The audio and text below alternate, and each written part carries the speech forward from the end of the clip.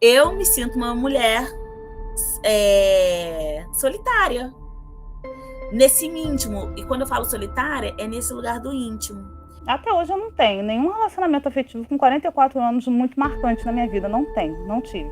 É difícil encontrar alguém para relacionamento. É difícil encontrar alguém que me veja como mulher e tudo mais. É quase impossível, na verdade.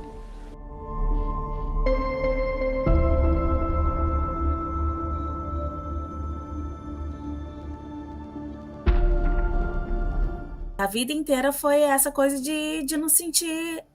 Na verdade, essa coisa de vaidade mulher, eu nunca tive muito isso, porque é isso. Dos caras eu não tinha isso. Eu não tinha. Nunca me senti desejada pelos meninos da escola. Isso nunca aconteceu, né? Mulher preta, retinta, com cabelo bem crespo, né? E na época com poucas condições financeiras, assim, que eu tive uma infância de muita escassez mesmo. Então, isso nem. E assim, quando os menininhos queriam ficar comigo, queriam ficar comigo escondida, sabe? Pra ninguém saber que a gente tava ficando junto. E eu não tenho relatos assim de. Eu tenho. Talvez eu tivesse sido interesses, mas eu não percebia interesses em relação a mim. Eu sempre achava. E eu não achava aquilo assim. Talvez eu estranhasse, mas não entendesse. Eu sempre imaginava que não, eu iria sobrar mesmo. Eu acho que também, com o tempo, eu já percebendo isso, e até como forma de me proteger, eu fui dando pouca atenção aos relacionamentos afetivos. Eu passei a não ligar. Falei, já que não acontece, então também não vou ligar.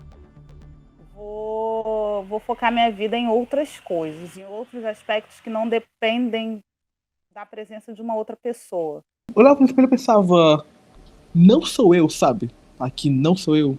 Não, não parece comigo de jeito nenhum. Ainda não estou tomando hormônios, então o corpo é o mesmo, mas já tem 3 anos.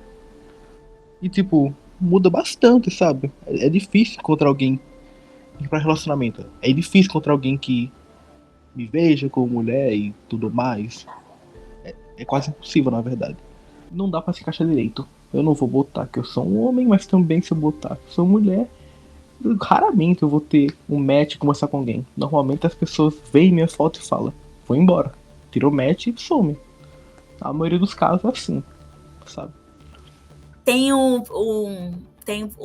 pessoal que vai falar do Zé Trancinha, que é o cara que gosta das mulheres. Quando a mulher preta tá com trança, aí eles se sentem, né? Aí é bonitona, tá? Aí quando tira a trança, nem aí. São Zé Trancinha.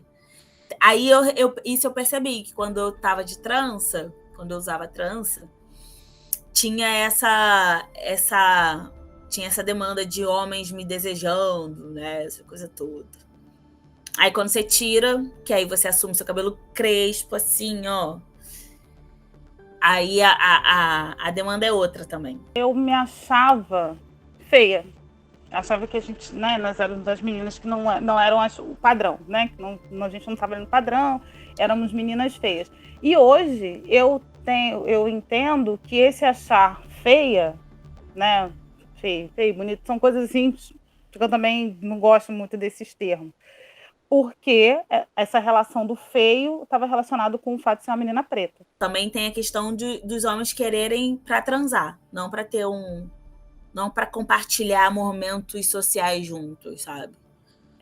Realmente é isso. Quando a gente fala sobre esse lugar de servidão, é o lugar de servidão de limpar a privada e atender os prazeres sexuais, né? Porque para companheira para casar e é uma mulher branca ou uma mulher negra não retinta, sabe? Que esteja com o cabelo bem liso, que até se você deixar o seu cabelo, né, natural, já sai um pouco do escopo. A gente fica fora do padrão, sabe? Não se vê, não acha o corpo bonito, afeições bonitas, porque a mídia não tem representação. O corpo também, o pessoal não é acostumado a ver e estranha, acha feio e tudo mais. Sem contar que a maioria do pessoal se atrai por gente branca porque ela tá na mídia.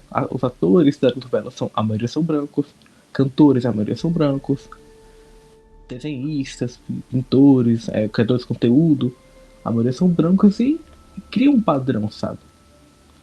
Vai criando um padrão. A maioria é branco e magro, cabelo liso. Então a gente que não é assim acaba ficando de fora. Não se vê como bonito, não se vê como deveria ser. A vida das pessoas que são mais retintas são sempre associadas a uma vida de violência exercida ou sofrida, são colocadas como pessoas de menor valor, são colocadas, são menos possibilitadas sob as políticas públicas, então elas são literalmente preteridas como se elas estivessem aqui não como integrantes desse país, mas sendo pessoas descartáveis que conseguiram sobreviver, mas que são dispensáveis. Então, acho que tem esse olhar, né? Então, as pessoas negras, elas são colocadas como menor valor, mas na base de tudo isso estão as pessoas retintas.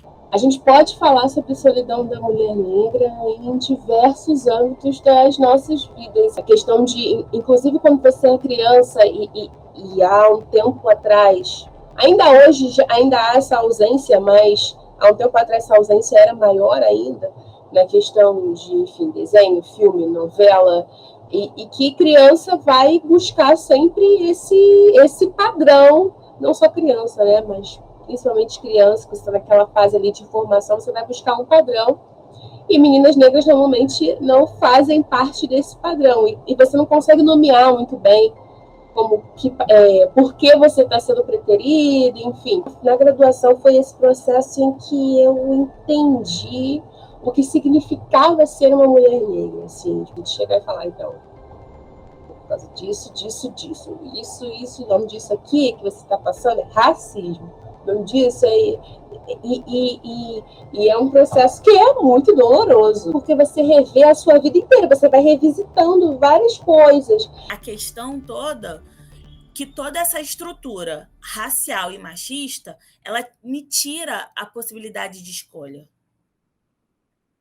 Ela me tira a possibilidade de escolha de querer viver um relacionamento ou não. Ou eu tô vivendo eu vivo fora de um relacionamento porque eu não quero me encaixar dentro dessas estruturas de violências. Mas eu também não posso querer estar dentro de um relacionamento que vai me trazer de parceria. A felicidade não está condicionada a uma outra pessoa. Mas por que também não querer compartilhar uma vida com uma outra pessoa? Até hoje eu não tenho nenhum relacionamento afetivo com 44 anos muito marcante na minha vida. Não tive.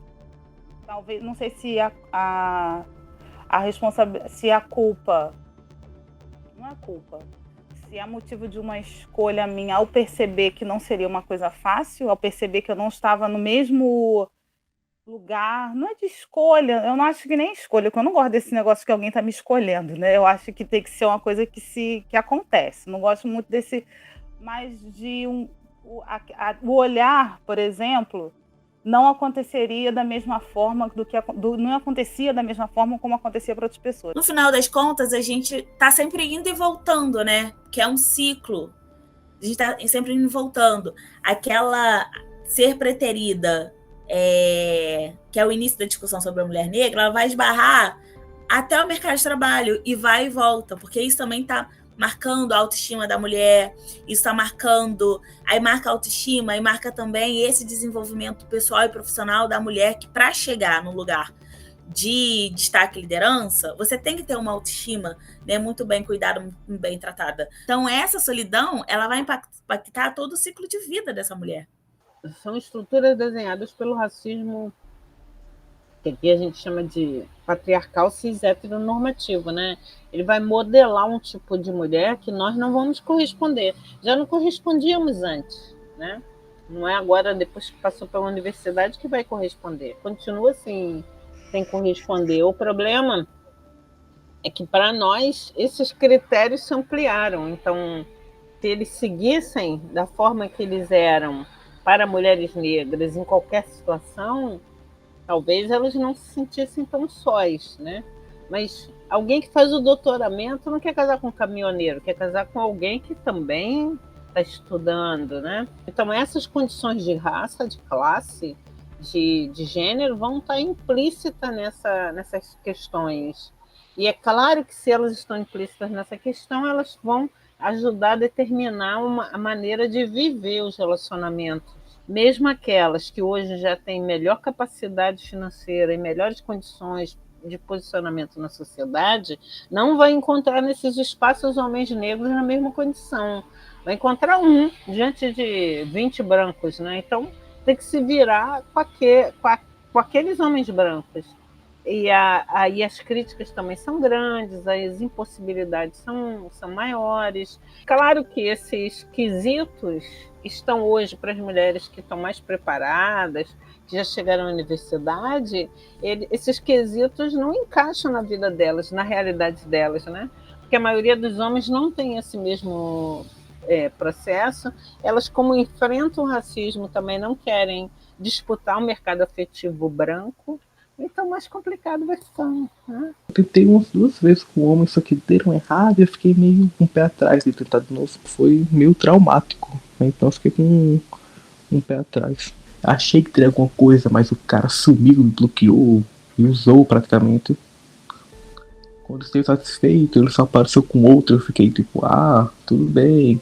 Era branco, cabelo longo. Por uns 4 meses fiquei pensando e remoendo, mas depois eu percebi que bom, aconteceu, né? Faz parte. Não adianta ficar lá remoendo o que aconteceu.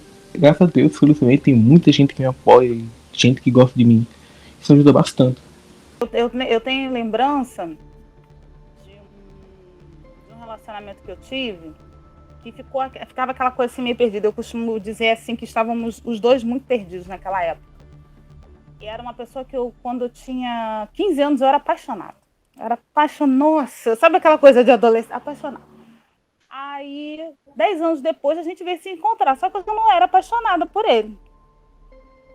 Aí a gente começou ali se relacionar, mas nada sério. E tinha, no meio dessa história, uma mulher branca. E eu sentia como fosse uma... Eu tava ali como fosse, não uma muleta, mas sabe quando você tá ali tapando um buraco, que não era o meu lugar naquela história? Ainda que um homem preto, e assim, estou falando a maioria de homens pretos, que ainda que sejam pretos, reproduzem essa lógica de ver a mulher preta como do não cuidado, não uma mulher preta que precisa de cuidado. E aí isso, obviamente, vai ter um histórico a partir da herança colonial escravocrata brasileiro. Né? Porque quando a gente vai falar, por exemplo, de mulheres brancas, tem esse imaginário da mulher que é sensível, que é delicada. Mas quando a gente vai falar da mulher negra, é a mulher forte, a mulher que briga. Não acho que homens negros preterem mulheres negras. Eu acho que há valores, culturas patriarcais que vão estabelecer quem são as passabilidades dos relacionamentos, né? E essa passabilidade vai construindo também as dificuldades que as mulheres têm na negociação dos seus interesses, dos seus propósitos em relação àquele relacionamento, da sua própria proteção em termos de saúde sexual, reprodutiva, né? Esse é uma questão. Mas, em compensação, eu acho que chega uma fase da vida de mulheres que esse isolamento é maior, sabe? E que vai produzir essa solidão, não necessariamente porque ela não encontra outros parceiros, mas também por causa das dinâmicas que elas enfrentam e vivem, quer ser dinâmicas políticas, profissionais, de cuidado com os filhos, de relacionamento, de cuidado com a família, né? Porque família de mulher negra não quer 4 pessoas, né? Então, eu me sinto uma mulher solitária. nesse íntimo. E quando eu falo solitária, é nesse lugar do íntimo. Nesse lugar de que eu quero compartilhar a minha felicidade com uma outra pessoa. E aí, nesse caso, é uma outra pessoa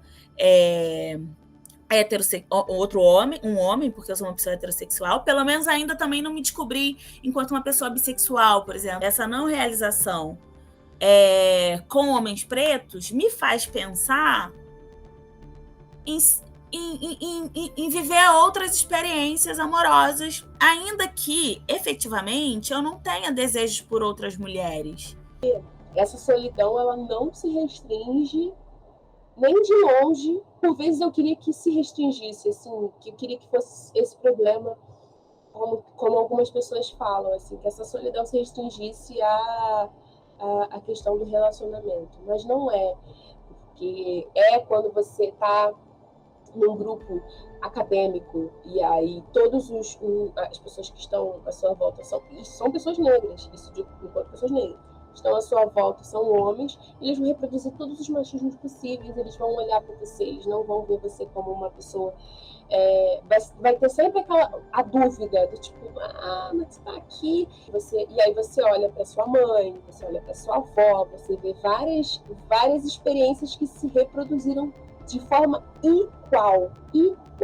Uma das coisas que aconteceu comigo, que talvez fosse um movimento natural, foi com relação à minha mãe. Minha mãe tem 80 anos. E parece que eu acabei, como eu falo, até brinco com ela, que eu virei sua mãe. Então, eu passei a ter que cuidar mais dela, apesar dela ela faz tudo, mas eu passei a ter que cuidar mais dela. E a impressão que eu tenho é que eu meio que uso isso como tapar um buraco de alguma coisa. Assim, o meu relacionamento fosse com a minha mãe. Esse período acabou sendo só mesmo cuidar de trabalho, da minha mãe, cuidar de pessoas, às vezes, distantes, porque a gente não cuida só da gente, né? A gente precisa de dar uma palavra para alguém que está longe. Nossa, como a gente esse foi um período de estar cuidando, né? Mas não percebi assim, de alguém ter cuidado de mim, não. A minha mãe, ela não sabe, mas eu não culpo ela por isso, não. A vida talvez não tenha deixado ela, ajudado ela a ter essas percepções, sabe, de que tem que cuidar. Ela tinha que só trabalhar para sobreviver, cuidar dos filhos, então eu não culpo, não. Mas eu não sinto que eu fui muito cuidada, não. De que eu me alimentei nesse período que eu tava de pandemia? Da minha dissertação, que eu estava fazendo a dissertação do mestrado, no momento em que eu tinha tempo livre, alguma escapadinha que eu conseguia, eu comprava alguma coisa e comia aqui com a família, porque minha família aqui é grande, então qualquer coisa já virava uma festa, uma pizza já virava uma festa. Dentro do que não tem opção, do que você escolhe se nutrir. Não tenho ninguém. Não, eu tô me potencializando junto com a minha família e estudei muito, que foi um dos melhores momentos da minha vida, assim, sabe? Inclusive, deu uma depressãozinha depois que eu terminei, porque eu não tinha mais a dissertação para fazer. E aí a gente tem esse outro desafio de nos promovermos, de desenvolver, de querer galgar outros espaços. E aí, obviamente, com isso, o tempo que a gente tem, os caras estão, né? Eles estão questionando isso. Em vez de estar acompanhando a gente, eles estão questionando isso. Então, tá trabalhando demais, né? Mas são a maior parte das mulheres que estão liderando suas casas. Eu vejo mais mulheres sozinhas do que mulheres acompanhadas de alguém, né? Então eu acho que as mulheres, elas também estão vivendo novos padrões de relacionamento afetivo sexual, entendeu? E também acho que elas estão vivendo o momento atual, né? Que é um momento também mais fluido do que foi no passado, de relações mais fechadas, de casamentos mais, entre aspas, eternos, né? Que não existe mais, né? Hoje a possibilidade, mesmo para as mulheres mais pobres, da troca, da revisão de valores é grande em relação ao relacionamento. Eu acho que esse modo de relacionar, no caso afetivo sexual, traz para as mulheres negras também algumas vantagens. Mas no caso do enfrentamento ao racismo, elas continuam isoladas, continuam sem poder tomar decisão continuam sem poder escolher, continuam, sobretudo, marcadas por uma por um estereótipo, né, uma representação muito negativa, né, ainda do que é ser mulher negra. A questão do relacionamento, são duas coisas diferentes, ter filhos e o relacionamento. Ter filhos, eu nunca fui uma pessoa de dizer assim, eu não quero ter filhos, nunca fui. Mas nunca tive desejo. E relacionamentos, hoje, é uma coisa que eu fico um pouco... Eu tenho até que definir isso, né? Eu faço terapia e eu tenho conversado muito sobre isso quando dá, porque às vezes eu não consigo nem resolver essas coisas, para definir o que eu quero, para saber qual o próximo passo, ou melhor, se vou me abrir ou não, porque não depende de mim. A princípio, eu quero, sabe, me abrir para ter um relacionamento e experimentar, porque eu não é que eu não penso nem uma coisa assim, eterna, duradoura. Eu não tenho esse sonho. Talvez às vezes eu fico pensando por que às vezes a gente não tem esse sonho. Mas a experiência, saber como é que é, eu tenho vontade. É estranho que fala casar, eu quero um companheiro, sabe? Pra gente viver junto, beber junto, sabe? Viajar junto, ficar triste junto, ficar alegre junto, se promover junto, sabe? Se desenvolver profissionalmente junto e ter juntos um bacurizinho ou uma criança, enfim, menino ou menina, ter junto 2 ou 3 crianças, ter uma casa na roça pra gente ir todo mundo pra roça, ficar lá brincando, plantar pé de banana, pé de jamelão, e a gente, sabe, é o que eu quero, sabe? Eu fico até pensando, isso foi uma coisa que inclusive surgiu na pandemia. Se a gente tiver um novo momento de isolamento social, com quem que eu quero passar esse momento de isolamento social? Como é que eu quero estar nesse momento de isolamento social? Eu quero estar com a minha família. E qual é o formato de família que eu quero?